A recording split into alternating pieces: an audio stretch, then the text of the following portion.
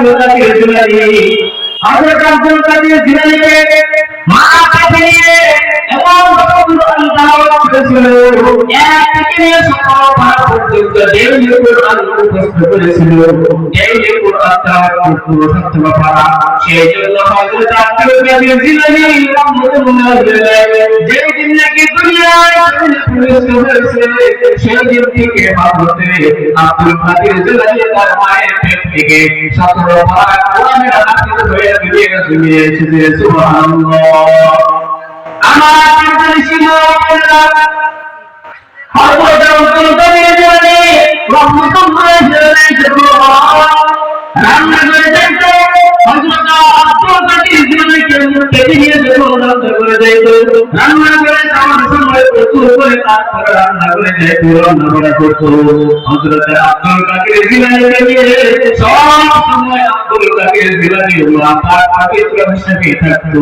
আর আমাদের পর্দানি শিরোনাম হযরত আর পবিত্র থাকতে বলতে আমরা জানি না এমন কি যদি আমরা রান্না করে যাই আমাদের শরীরে পর্যন্ত ভাত থাকে না তাহলে আপনাদের পেট থেকে কেমন পাবে আব্দুল কাদের জিলানীর জন্য হযরত আব্দুল কাদের জিলানীর মা এক মিনিট এক ঘন্টা সময় রান্না করার জন্য হযরত আব্দুল কাদের জিলানীকে নিয়ে ডেইলি কন্টিনিউ হযরত আব্দুল কাদের জিলানীকে নিয়ে 17 পারা কোরআন তেলাওয়াত ডেইলি মুখস্থ করতে আমার সেই জন্য মায়ের পেট থেকে জন্ম নিয়েছে হযরত আব্দুল কাদের জিলানী পীর। হযরত আব্দুল কাদের জিলানী যখন বাংলা মাদ্রাসায় চলে যায় উস্তাদের কাছে নিয়ে বলল হুজুর আমার ছেলেকে আপনি পড়ান। হুজুর বলছে ঠিক আছে আপনি বাইরে চলে যান আপনার ছেলেকে আমি পড়াবো।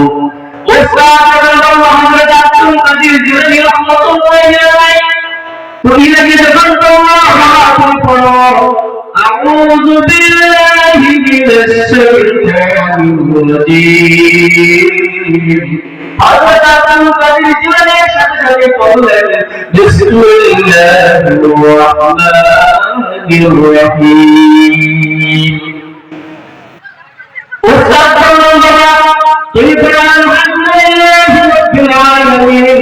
আব্দুল কাদের জিলানী বলেন আল্লাহুর রহিম